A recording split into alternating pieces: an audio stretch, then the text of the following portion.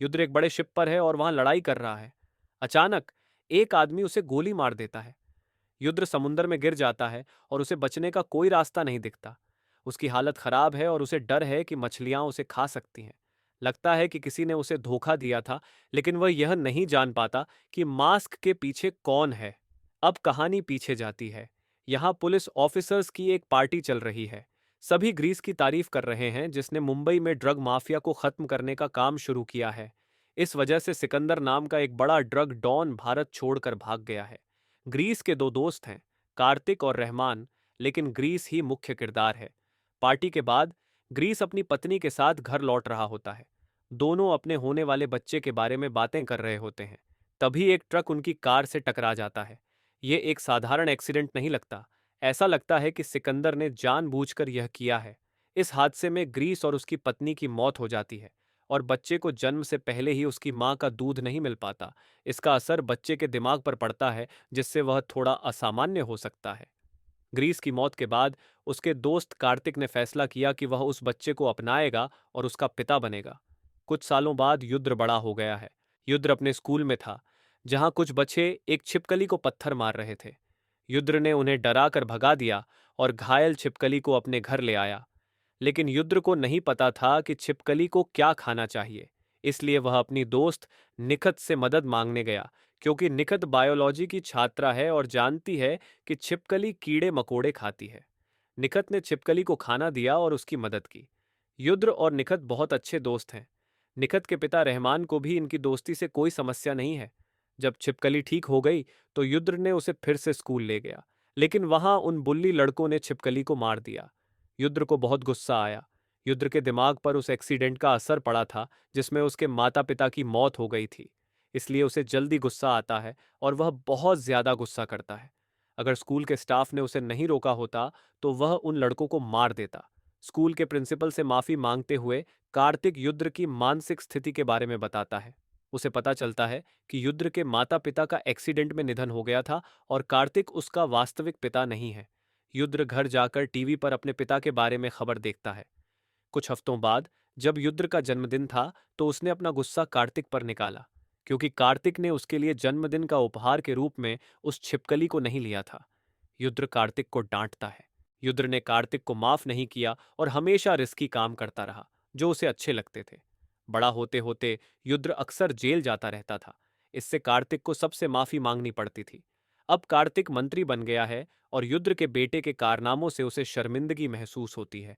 लेकिन युद्र को कोई फर्क नहीं पड़ता और वह अभी भी अपने पिता से गुस्सा है। रहमान दोनों बाप बेटे के बीच मेल मिलाप कराने की कोशिश करता है, लेकिन कुछ नहीं कर पाता। तब उसे एक आइडिया आता है कि युद्र को नेशनल कैडेट ट्रेनिंग अकादमी में एडमिशन दिलाए, क्योंकि युद्र भी अपने पिता की तरह ही गुस्सैल और हिम्मती है। निखत भी इसी राय की है और युद्र उसकी बात मानता है। अकादमी में युद्र को कड़ी ट्रेनिंग मिलती है। वह फाइटिंग स्किल्स और गन चलाना सीख जाता है। एक दिन सड़क पर निखत ने उसे रोका। उनकी बचपन की दोस्ती अभी भी मजबूत है। युद्र को निखत डांट रही है कि वह इतने समय से क्यों नहीं आया। युद्र अच्छे बच्चे की तरह उसकी बातें सुन रहा है। फिर निखत ने उसे रात में एक क्लब में आने के लिए बुलाया। युद्र चुपचाप वहां चला गया। निखत अपने बॉयफ्रेंड के साथ आई थी, लेकिन युद्र को इससे बुरा नहीं लगा, क्योंकि वह निखत को सिर्फ एक अच्छा दोस्त मानता था। क्लब में निखत का बॉयफ्रेंड किसी और लड़की के साथ समय बिता रहा था, जिससे उनका ब्रेकअप हो गया। फिर युद्र और निखत ने मिलकर डांस किया। कुछ दिनों बाद निखत की दोस्त उसे सलाह देती है कि युद्र एक अच्छा लड़का है और वह उसे पसंद करता है, तो क्यों ना वे दोनों एक दूसरे को डेट करें। निखत ने पहले कभी इस बारे में नहीं सोचा था, लेकिन अब वह इस पर विचार कर रही है। उसने युद्र से इस बारे में बात की, लेकिन उसने अपने तरीके से प्रपोज किया। युद्र इतनी जल्दी पिघलने वाला नहीं था, इसलिए निखत गुस्सा हो गई और उसे लेक्चर देने लगी। द्र ने उसे शांत करने के लिए कहा कि वह अपनी कैंप की एक पार्टी में उसके साथ बॉलीवुड डांस करने चले, लेकिन युद्र को डांस करना नहीं आता था। अगले दिन निखत ने युद्र और उसके दोस्तों को पार्टी में डांस सिखाने के लिए बुला लिया, ताकि सभी को मजा आए और उन्हें भी कोई गर्लफ्रेंड मिल सके। युद्र अपनी गैंग के साथ पार्टी में गया, जहां निखत पूरी तरह तैयार होकर आई थी। निखत युद्र पर लाइन मारने नहीं, बल्कि उसे पार्टी में ज्यादा शौक न लग जाए, इसलिए उसे कंफर्टेबल करने आई थी। लेकिन मुख्य वजह यह भी थी कि निखत ने युद्ध को पहले ही इनडायरेक्टली प्रपोज किया था, तो अब वह अपनी ओर अदाएं दिखाने आई थी। युद्ध और निखत डांस करते हुए एक अच्छी केमिस्ट्री महसूस कर रहे थे। दोनों रिश्ते में आने को तैयार थे, लेकिन बाहर युद्ध के दोस्तों को कुछ लोकल गुंडे मारने लगे। युद्ध उन्हें बचाने गया तो उन्होंने उसे भी बुरी तरह पीटा। युद्ध का गुस्सा फूट पड़ा और उसने सभी गुंडों को बुरी तरह मार दिया, निखत के रोकने पर भी। इस फाइट की वजह से युद्ध का कोर्ट मार्शल हो गया, क्योंकि उसने अपनी ट्रेनिंग का गलत इस्तेमाल किया था। उसे 9 महीने की जेल भी हो गई। फिर कार्तिक अपने बेटे को समझाने आया। इस बार युद्ध को और ज्यादा लोगों से माफी मांगनी पड़ेगी, तभी वह जेल से बाहर आ पाएगा। कार्तिक उसे डांटने लगा, लेकिन युद्ध को अब भी फर्क नहीं पड़ता। वह कार्तिक को जाने को कह देता है। तब कार्तिक उसे थप्पड़ मारता है। युद्ध कहता है कि वह अपने पिता कार्तिक के साथ एक तरफा रिश्ता नहीं रख सकता। उसने अपनी तरफ से एक अच्छा पिता बनने की पूरी कोशिश की, लेकिन युद्ध आज भी उसे पिता का दर्जा नहीं देता, इसलिए वह इस रिश्ते को और नहीं निभा सकता। कार्तिक के जाने के बाद रहमान युद्ध को समझाने की कोशिश करता है। वह बताता है कि युद्ध अपने पिता ग्रीस की तरह है। ग्रीस का गुस्सा हमेशा सही जगह पर होता था। ग्रीस ने अकेले ही मुंबई के ड्रग माफिया को खत्म करने का मिशन चलाया था और इसके लिए उसे मेडल भी मिला था। लेकिन सिकंदर ने ग्रीस को मार दिया और यह कभी साबित नहीं हो पाया, इसीलिए यह मामला बस एक एक्सीडेंट बनकर रह गया। रहमान युद्ध से कहता है कि उसे भी अपना गुस्सा सही जगह पर इस्तेमाल करना चाहिए और अपने पिता के मिशन को पूरा करना चाहिए। युद्ध इस बात से सहमत हो जाता है। रहमान बताता है कि सिकंदर के जाने के बाद फिरोज उसके काम को आगे बढ़ा रहा है। रहमान चाहता है कि युद्ध फिरोज की गैंग में एक इन्फॉर्मर बनकर जाए। रहमान के अलावा युद्ध के काम के बारे में पुलिस डिपार्टमेंट में किसी को नहीं पता होगा। युद्ध मान जाता है और उसका पहला काम जेल में नायडू की नजरों में आना है, क्योंकि नायडू फिरोज का आदमी है। युद्ध को एक ऐसे आदमी तक पहुंचना है जो उसे फिरोज तक ले जा सकता है। लेकिन जेल में और भी कई क्रिमिनल्स हैं जिन्हें युद्ध के पिता कार्तिक ने जेल में भेजा है। ये लोग युद्ध को मारने के लिए तैयार हैं। जैसे ही युद्ध जेल में पहुंचा, उन लोगों ने उसके साथ पंगा लेना शुरू कर दिया। लेकिन जब युद्ध ने उनके सामने झुकने से मना कर दिया, तो वे उसे मारने आ गए। जेल में युद्ध ने उन गुंडों से लड़ाई की और उन्हें बुरी तरह पीटा।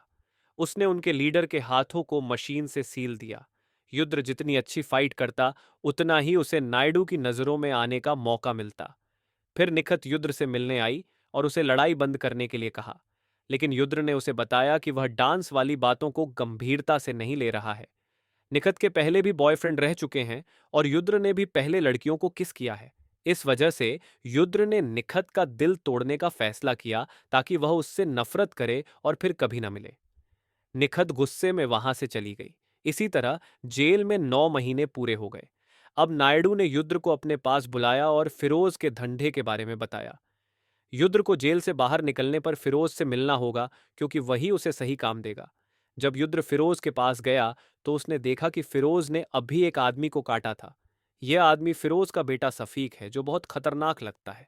सफीक अपने पिता फिरोज से भी ज्यादा खतरनाक है। फिरोज ने युद्ध को पैसे देकर काम बताया। युद्ध को सिकंदर की जरूरत है। पहले सिकंदर फिरोज का बॉस था, लेकिन अब दोनों के बीच दुश्मनी हो गई है। फिरोज सिकंदर को मारना चाहता है और युद्ध भी सिकंदर को खत्म करना चाहता है। फिरोज ने युद्ध को अपना पहला काम सिकंदर को मारने के लिए दिया। युद्ध ने रहमान से यह सब बातें सुनी थीं, ताकि वह फिरोज को जान सके और उसका विश्वास जीत सके। फिरोज ने युद्ध को सिकंदर के पास भेजा, जो अपने आदमियों और औरतों के साथ एक यॉट पर मस्ती कर रहा था। युद्ध ने वहां जाकर सिकंदर के सभी आदमियों को मार दिया और फिर सिकंदर को भी खत्म कर दिया। इस काम के बाद फिरोज ने युद्ध को अपने दाहिने हाथ की तरह रख लिया और उस पर बहुत भरोसा करने लगा। लेकिन रहमान ने युद्ध को समझाया कि उसे सिर्फ फिरोज के करीब रहना चाहिए, न कि सिकंदर के पीछे अपनी जान खतरे में डालने के लिए। लेकिन युद्ध को अपने माता पिता की मौत का बदला लेना था, इसलिए उसने सिकंदर को मार दिया। रहमान उसे फिर से किसी खतरे में न पड़ने की सलाह देता है। फिरोज ने बताया कि एक गेमिंग वेबसाइट है, गमरजोन.com, जहां लोग प्लेयर बनकर बात कर सकते हैं। बार बार मिलना संभव नहीं है। अब युद्ध फिरोज के करीब आ चुका है, इसीलिए वे अपनी ड्रग डील्स के बारे में भी चर्चा करते हैं। युद्ध ये बातें रहमान को बताता है, जिससे फिरोज का धंधा खराब होने लगा। फिरोज अब चाइना की गैंग के साथ डील कर रहा है। वह 5,000 किलो कोकीन मंगवा रहा है, जिसे मिलाकर वह डबल कर देगा और इंडिया में बेचेगा। इस डील का पहला काम युद्र को चाइना भेजकर करने को कहा गया। युद्र ने इस डील के बारे में रहमान को बता दिया। रहमान को मौका मिल गया जिसके लिए उसने युद्र को फिरोज के करीब भेजा था। अब वह चाइना से आने वाले माल को पकड़ने की योजना बना रहा था ताकि फिरोज का धंधा बर्बाद हो जाए और चाइनीज गैंग पैसे न मिलने पर फिरोज को मार दे। युद्र चाइना गया और वहां से डील करके माल वाले कंटेनर के साथ शिप से वापस आ रहा था। लेकिन तभी उन पर किसी ने हमला कर दिया। स्नाइपर्स और एक पूरी टीम थी। फिरोज और चाइनीज गैंग के अलावा इस बारे में सिर्फ रहमान को पता था कि यह हमला कौन कर रहा है। रहमान उस गेमिंग वेबसाइट से संपर्क नहीं कर पा रहा था। शिप के सभी लोग मारे जा चुके थे। बस युद्र ही बचा था।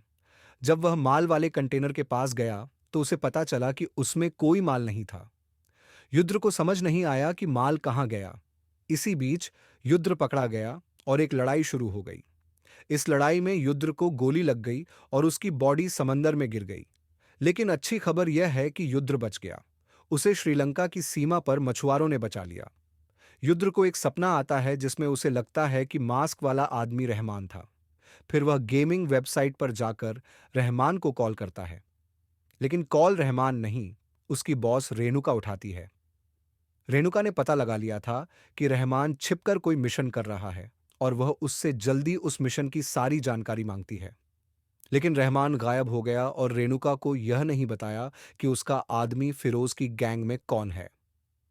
उधर युद्र श्रीलंका से वापस इंडिया आकर सीधे फिरोज के पास गया। फिरोज ने युद्र को बांध रखा था और उसका पागल बेटा सफीक युद्र को टॉर्चर कर रहा था। युद्र को समझ नहीं आ रहा था कि माल कहाँ गया। असल में रहमान को चाइनीज गैंग ने किडनैप कर लिया था और उसे बहुत टॉर्चर कर रहे थे ताकि माल का पता लगा सकें। लेकिन रहमान ने कुछ नहीं बताया। अब चाइनीज गैंग ने रहमान को फिरोज के पास भेज दिया था। उन्हें पता था कि रहमान ने कंटेनर बदलवाया था और अब उन्हें फिरोज से यह जानना था कि युद्र और रहमान का क्या कनेक्शन है और रहमान ने माल कहाँ छिपाया है। रहमान ने अपनी बेटी निखत को 4 बार कॉल किया था। अगर वह मुंह नहीं खोलेगा तो चाइनीज गैंग निखत को किडनैप कर लेगी। रहमान ने एक फाइल डाउनलोड की थी, लेकिन बिना पासवर्ड के वह नहीं खुल सकती। हो सकता है कि निखत को पासवर्ड पता हो। रहमान फिरोज को गालियां देता है, जिससे गुस्से में आकर चाइनीज गैंग उसे मार देती है। मरने से पहले रहमान यह भी कहता है कि फिरोज ही उसका आदमी है और उसे जानकारी देता था। लेकिन किसी ने उसकी बात पर विश्वास नहीं किया और उन्होंने रहमान को मार दिया। अब सफीक निखत से पासवर्ड निकालने पुर्तगाल चला गया। युद्र पर फिरोज को अभी भी शक है, इसलिए वह अपने आदमियों को युद्र को मारने के लिए भेजता है। लेकिन युद्र खुद को बचा लेता है। युद्र ने निखत को बचाने का फैसला किया। निखत अभी युद्र से बहुत गुस्सा है क्योंकि वह रहमान को दफनाने के समय उनके साथ नहीं था, जबकि रहमान उसे हमेशा अपने बेटे की तरह मानता था। युद्र निखत को सच नहीं बताता, बस उसे सॉरी कहता है और वादा करता है कि वह फिर कभी उसे छोड़कर नहीं जाएगा। अगले दिन जब निखत कॉलेज जा रही थी, तब सफीक उसे मारने आया। युद्र ने सफीक को देख लिया और निखत को जल्दी कहीं छिपने के लिए कहा। लेकिन सफीक ने वहां लोगों को मारना शुरू कर दिया। बाहर गुंडों ने युद्र को एक पैरालाइजिंग इंजेक्शन दे दिया, जिससे उसकी बाईं बॉडी काम करना बंद कर गई। फिर भी युद्र निखत को बचाने की कोशिश कर रहा था। निखत ने भी अपनी जान बचाने के लिए लड़ाई की। तब सफीक ने निखत को बताया कि युद्र सब देख रहा था जब वे उसके पिता को टॉर्चर कर रहे थे। लेकिन युद्र ने सफीक को मार दिया। अब निखत ने युद्र को बचा लिया और पूरा सच पूछा। युद्र ने बताया कि वह रहमान के लिए काम कर रहा था, लेकिन रहमान ने अपना प्लान बदल दिया और माल को कहीं छिपा दिया। रहमान ने मरने से पहले कहा था कि वह निखत को बताने जा रहा था कि वह उसकी मां के पास जा रहा है। युद्र ने एक कलमा पढ़ा और उसके बाद रहमान की मौत हो गई। निखत बताती है कि रहमान ने भगवान से नफरत करना शुरू कर दिया था क्योंकि उसने अपनी मां को कैंसर से लड़ते हुए मरते देखा था। रहमान की आखिरी लाइन में पासवर्ड छिपा था, जिससे उन्हें पासवर्ड पता चल गया। अब उन्होंने रहमान की आखिरी फाइल खोल ली, जिसमें रहमान की वीडियो रिकॉर्डिंग थी। रहमान ने बताया कि उसकी सीनियर रेणुका को उनके मिशन का पता चल गया था। वह एक करप्ट ऑफिसर है, इसलिए उस पर विश्वास नहीं करना चाहिए। इसी वजह से रहमान ने आखिरी समय में माल वाला कंटेनर बदल दिया था और उसने उस कंटेनर का पता भी बताया। अब युद्ध पुर्तगाल से वापस इंडिया आकर अपने पिता कार्तिक से मदद लेता है। कार्तिक खुश होता है कि युद्ध कुछ गलत काम नहीं कर रहा था और वह होम मिनिस्टर से बात करेगा। लेकिन फिर एक ट्विस्ट आता है। कार्तिक सबसे बड़ा माफिया है। उसने फिरोज को कॉल करके उस माल का सौदा कर लिया और उसे बताया कि युद्ध उसे मारने आ रहा है। कार्तिक ने रेणुका को कहकर निखत को भी मारने के लिए भेज दिया। उधर जब युद्ध फिरोज को मारने गया तो वहां फिरोज की सुरक्षा के लिए बहुत सारे लोग थे। युद्ध ने लड़ाई की, लेकिन उसे पकड़ लिया गया। फिरोज ने युद्ध को टॉर्चर करते हुए बताया कि कार्तिक ही करप्ट है, जिसने पहले युद्ध के असली पिता ग्रीस को मरवाया था। युद्ध ने फिरोज को मारने की योजना बनाई, जबकि रेणुका निखत को मारने आई थी। निखत को युद्ध से बहुत गुस्सा था, क्योंकि वह रहमान की मौत के समय उसके साथ नहीं था। युद्ध ने फिरोज से अपनी आखिरी इच्छा बताई कि वह एक लॉलीपॉप खाना चाहता है। फिरोज ने उसे लॉलीपॉप दिया, लेकिन यह एक जाल था। युद्ध ने उस लॉलीपॉप से फिरोज की आंख फोड़ दी और फिर अपने हाथ खोलकर सभी गुंडों को मार दिया। उसने फिरोज को जिंदा जलाकर मार डाला। उधर रेणुका निखत को मारने आई थी, लेकिन निखत ने उसे आते हुए देख लिया। निखत ने वॉशरूम में पानी भर दिया और रेणुका को वहां फंसाकर हेयर ड्रायर से करंट लगाकर मार दिया। लेकिन मरने से पहले रेणुका ने निखत को गोली मार दी थी। फिर युद्ध वहां आया और निखत को बचा लिया। अंत में युद्ध कंटेनर वाली जगह गया और कार्तिक को गला दबाकर मार दिया। यहीं पर फिल्म की खुशहाल समाप्ति हो गई।